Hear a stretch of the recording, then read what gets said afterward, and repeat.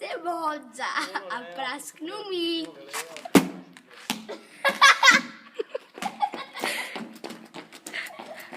Druhý pokus prasknutí míče.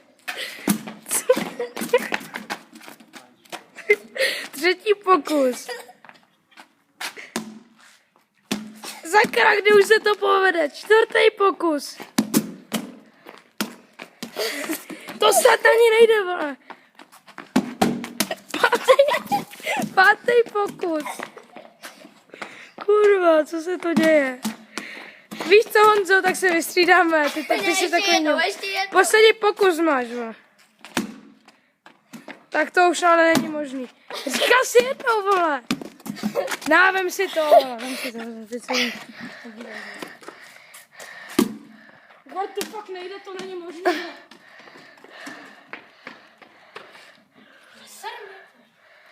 Sakra.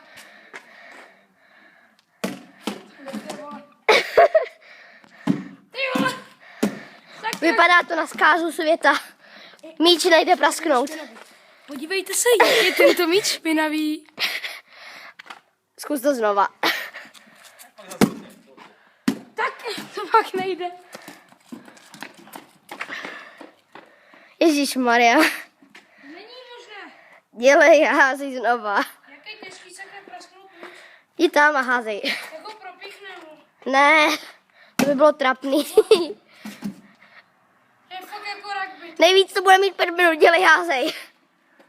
Jo, to není možný.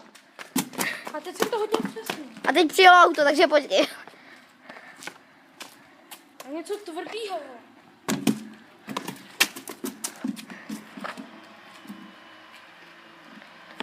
Ty vole, já tě zabiju. Já to napálím do toho. Modlina. Teď potočí zas ty už to... Sakra, kdy už to praskne? To není možný. Pojď točit. Jsem unavený, fakt to nejde. To není možné. Další. Bože. Hlavně, ať se to povede.